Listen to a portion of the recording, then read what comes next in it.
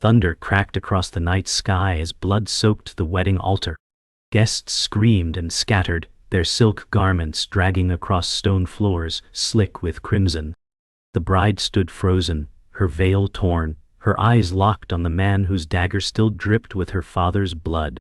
"You were never meant to be Alpha," Damien said. "Your line is weak." Anna trembled, her voice breaking. "He was my father." Guards stormed in too late, their spears raised against a traitor already shifting into a monstrous half-form, eyes glowing with betrayal. Amid chaos, a child stepped forward from the crowd, small hands clenching. "Mommy," she whispered, looking at Anna. But Anna had no child. Her breath hitched. The room spun. And somewhere, hidden in the shadows, another presence watched, a heartbeat slow and ancient. The wedding chamber lay in silence now, save for the soft whisper of rain against broken stained glass. Anna stood among toppled chairs and crimson petals, her gown clinging to her frame like a burial shroud. Her hand trembled as she brushed blood off her cheek. "She called me mother," Anna whispered to herself. She turned toward the guards, but they averted their eyes. The little girl had vanished. Damien was gone too, vanished into the storm with only shattered memories left behind. From outside, the howl of something ancient echoed through the trees. Anna gripped the edge of the altar, her breath ragged. Her life had unraveled in minutes. Somewhere, something old had awakened, and Anna knew the truth wasn't just hiding in Damien's betrayal. It pulsed in her blood. Anna found herself walking blindly into the crypt below the altar. The air thickened with age, the stone walls slick with damp moss. Her bare feet slapped quietly against the floor. Each step echoed like a ghost.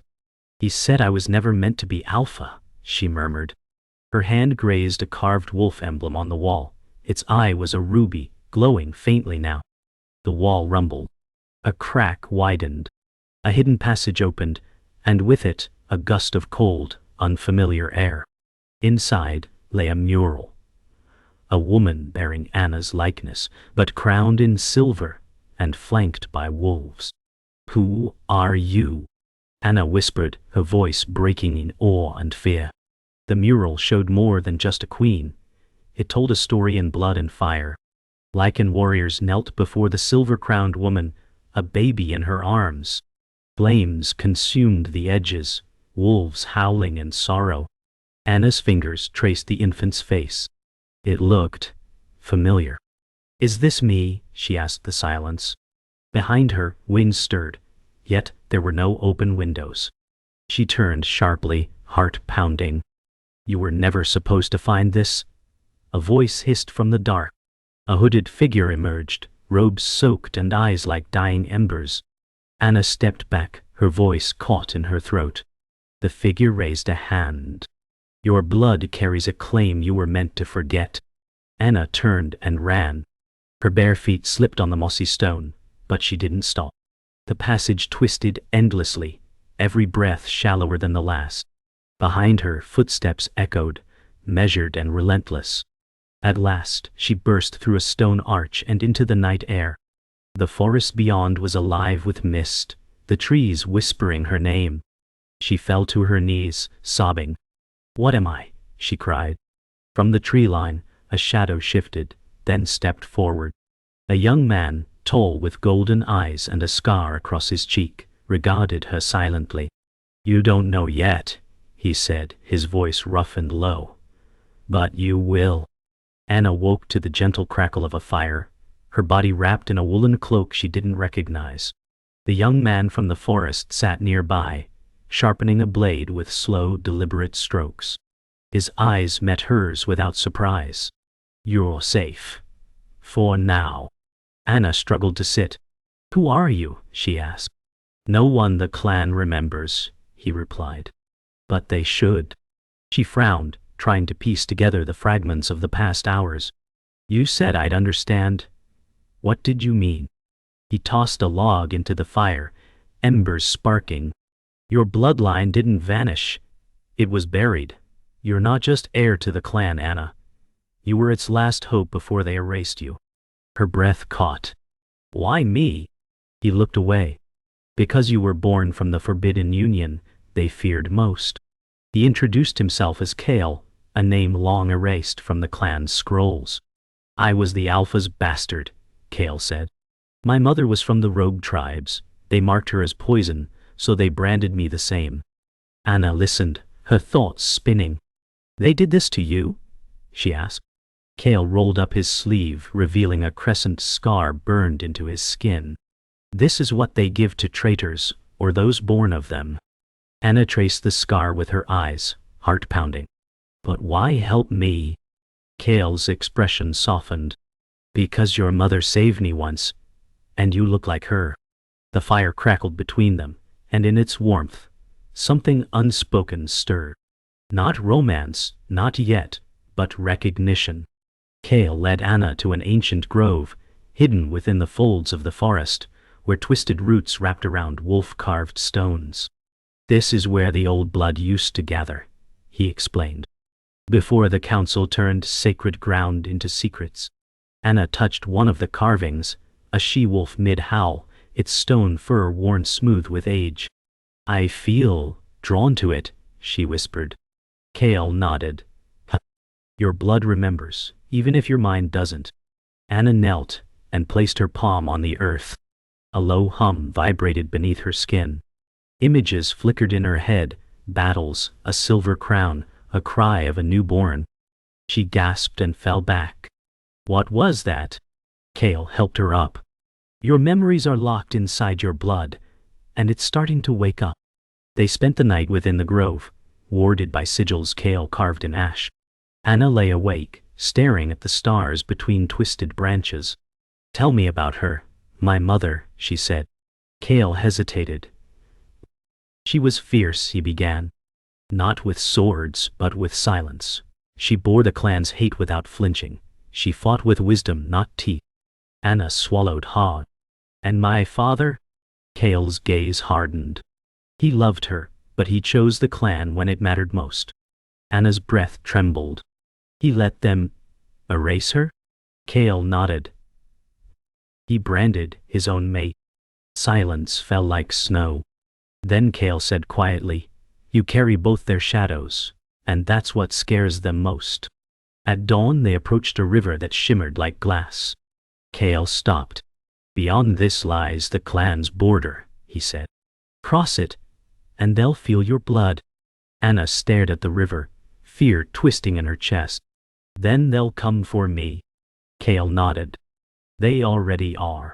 Anna stepped forward, the wind lifting her hair, her reflection warping in the water. What if I'm not strong enough?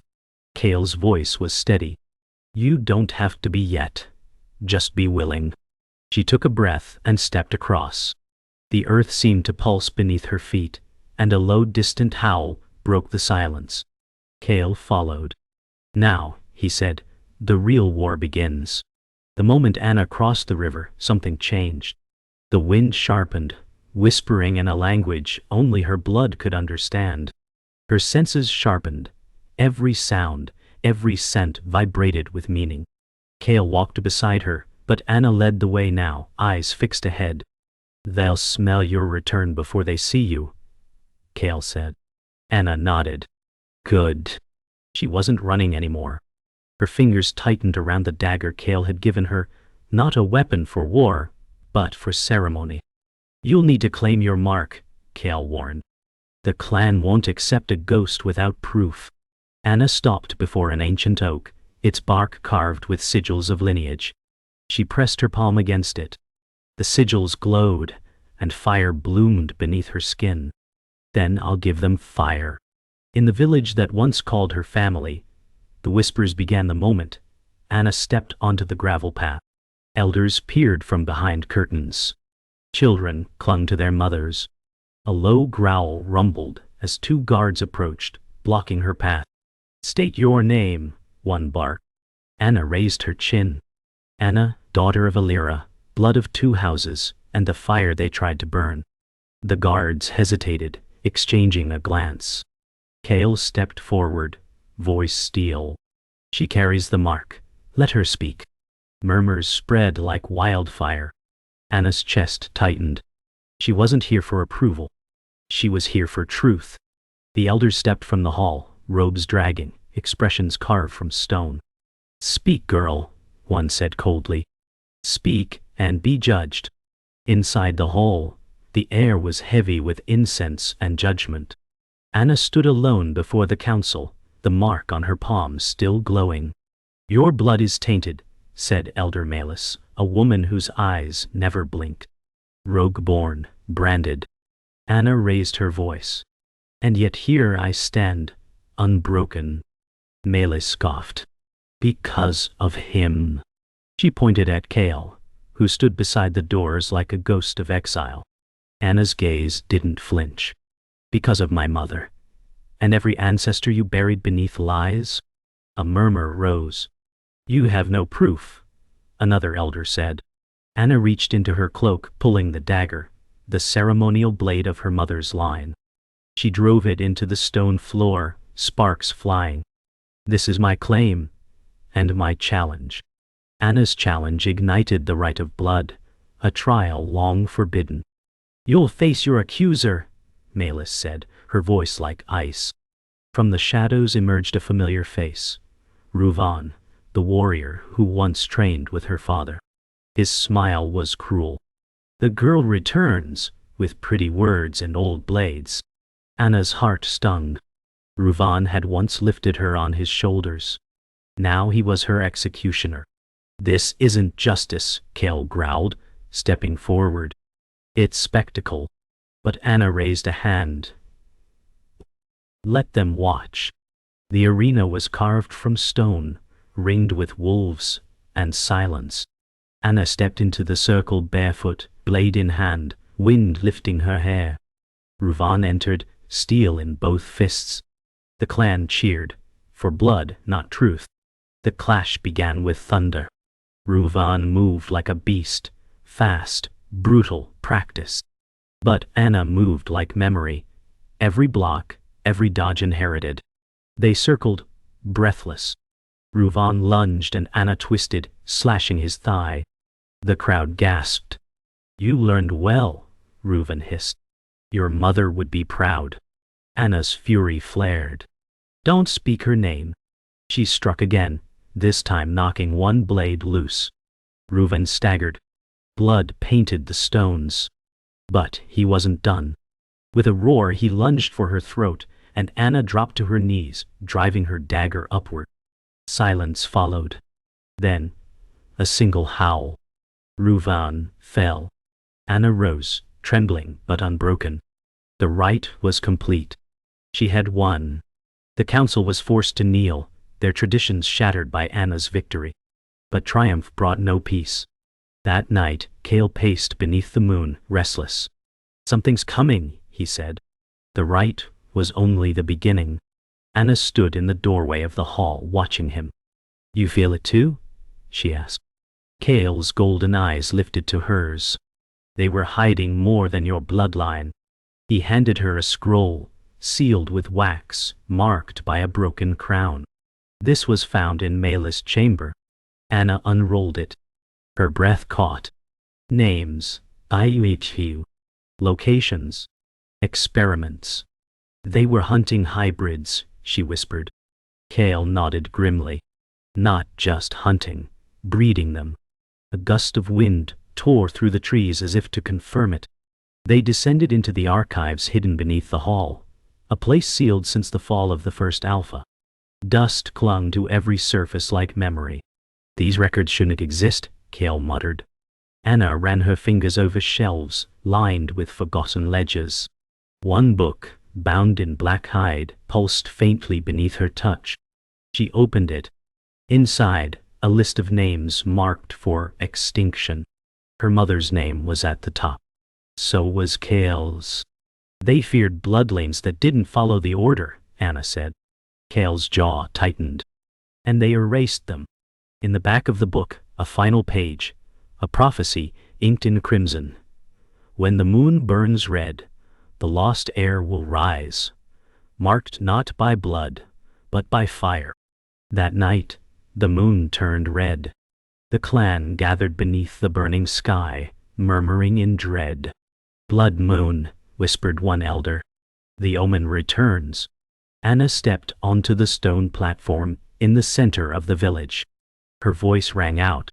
You kept me hidden to protect your lies, but my fire didn't die, you buried it. Kale stood behind her, his presence silent and solid. From the crowd someone screamed. A girl collapsed, eyes glowing, not golden but crimson. Then, another. The hybrid children they thought dead were waking. The fire hadn't vanished. It had scattered, hidden in bloodlines too long ignored. The prophecy wasn't about Anna alone. It was about all of them.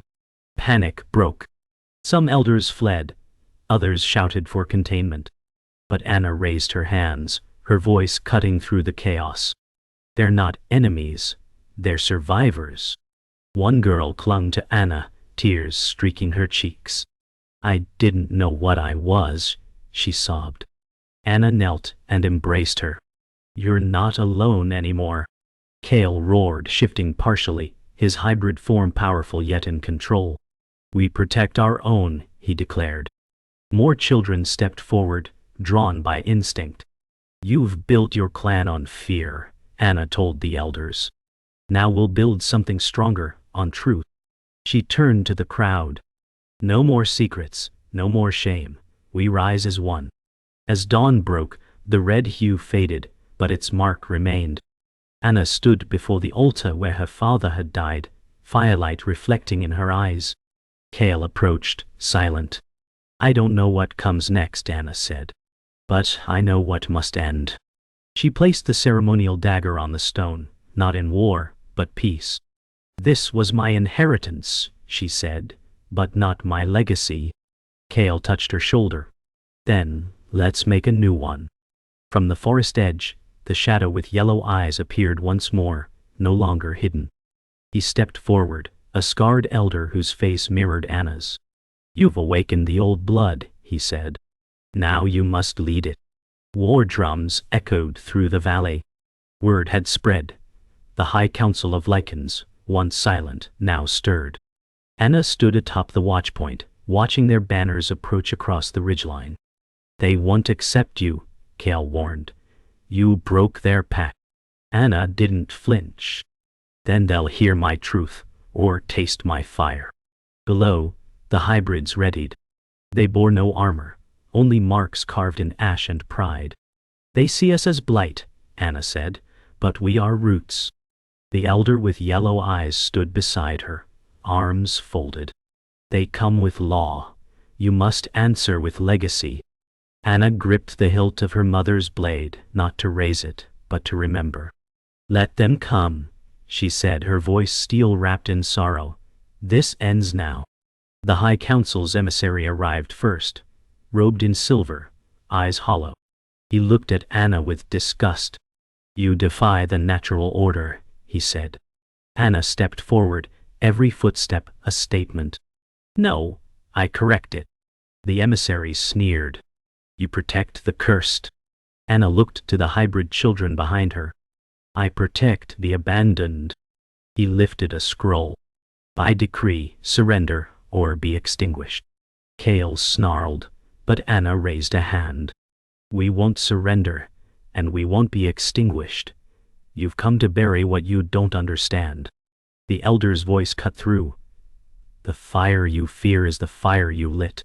The emissary's hand trembled. Anna's final words chilled the air. Tell your council, I carry fire, not fear.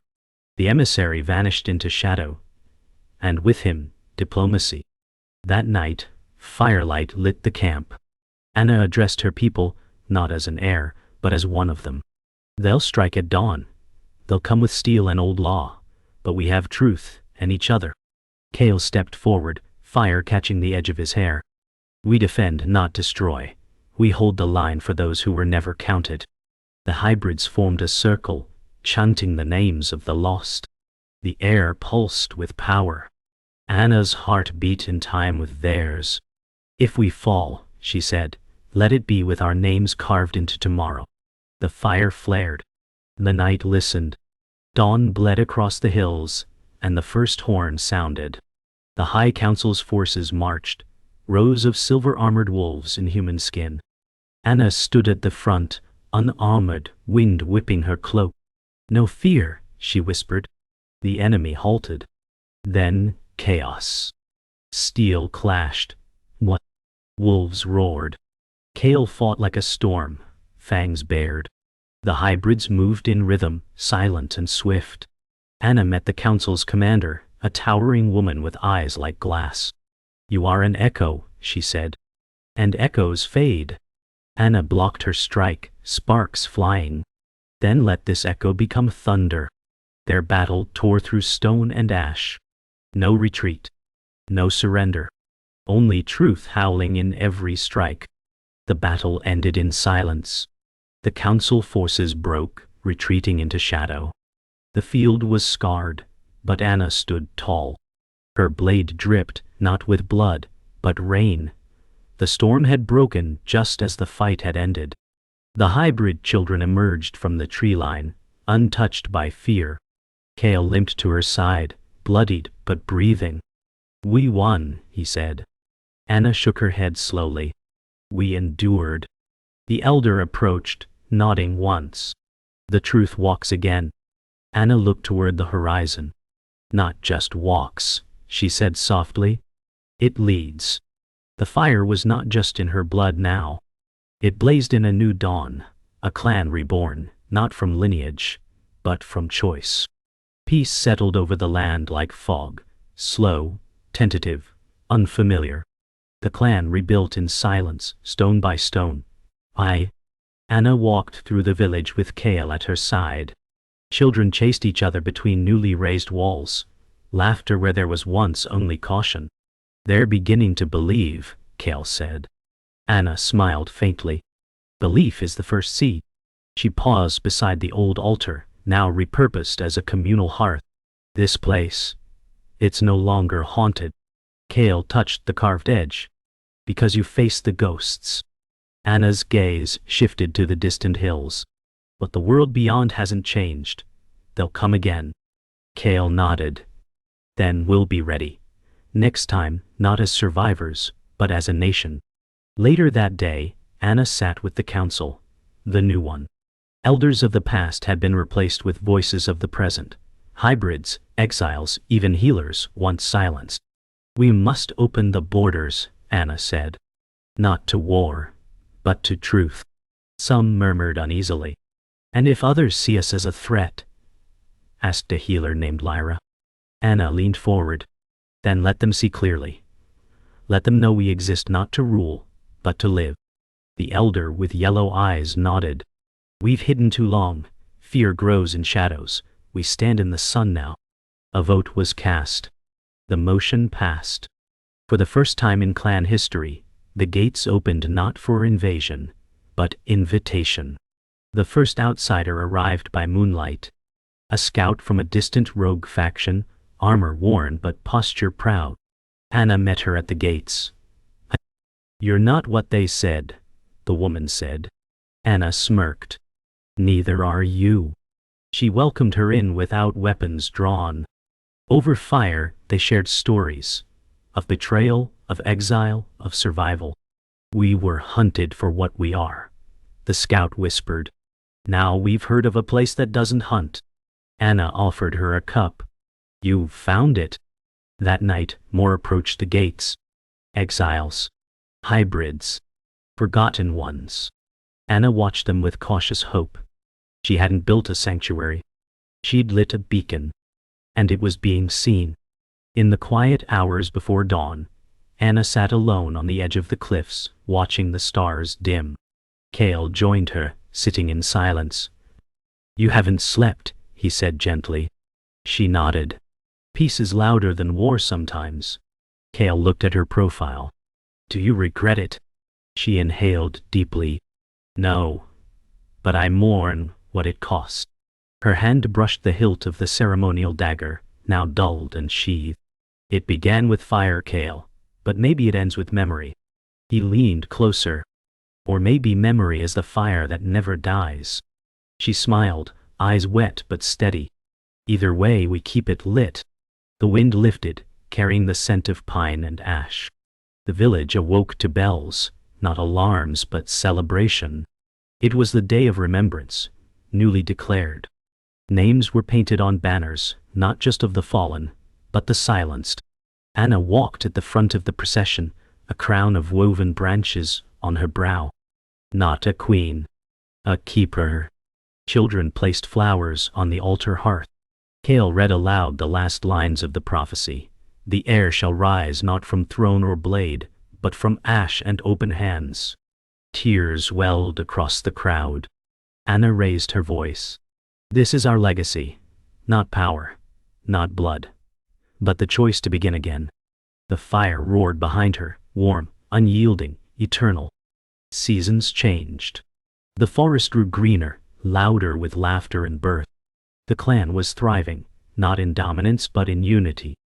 Anna trained the next generation herself, their movements swift, sure, powerful. Cale watched from the edge, arms crossed, a rare smile tugging at his scarred cheek. They learn faster than we did, he said. Anna nodded. Because they aren't learning fear first. The children mimicked wolf calls in play. Anna knelt beside one, a girl with glowing amber eyes. What do you fight for? She asked. The child beamed. To protect, not to punish. Anna closed her eyes briefly. The fire her mother lit had become a torch passed forward, not to destroy but to guide. Letters arrived from distant clans, once enemies, now curious. Some brought peace offerings. Others brought questions. Anna met with their envoys beneath the stone circle. One approached nervously. You lead without blood claim? Anna responded calmly. I lead because I bled. The envoy nodded. And because you healed. Treaties were drawn, not in ink alone, but shared soil and spoken truth. Cale stood watch but didn't interfere. They thought they could silence you, he said later. Anna smirked. They gave me an echo instead. Across the stone, hybrid children danced in shadow and light. A new generation. A new council. The world wasn't fixed, but it was listening. Anna stood in the forest clearing where her journey had begun, where blood first spilled and truth first whispered. Now wildflowers bloomed where the altar once stood. She bent and placed a stone etched with her mother's name into the earth. I kept the promise, she whispered. Cale joined her, placing his own, one with no name, only a crescent carved deep. They'll remember, he said. Not the war, the awakening. Anna smiled through tears. Let them remember both, so they never repeat it. Birds called overhead, a breeze lifted the leaves. Peace wasn't the absence of pain, it was the choice to keep going. At dusk, the sky burned gold as Anna addressed her people one last time from the stone platform. This isn't my story anymore, she said. It's yours, take it, break it, build it better. The crowd stood silent, reverent. Cale stepped beside her. What will you do now? She looked to the forest. Disappear a little. Let the world breathe. He offered a hand. Not alone. She took it. Together, they walked off the platform, no longer ruler and guardian, just souls who had survived, endured, and chosen again and again not to break. The fire still burned, but now it lived in every voice around them. In the shadows of the trees, long after the fires had dimmed, a little girl touched the old ceremonial dagger embedded in stone. Her fingers traced the worn hilt, eyes wide. Who was she? She asked. An elder crouched beside her. She was the flame that walked, he said. But she didn't burn. She lit the path. The child looked up, hope shining in her gaze. Will she come back? The elder smiled softly. No, but everything she left behind still burns. A breeze lifted the leaves, the forest breathing around them. The dagger caught the last sliver of moonlight. The fire never died.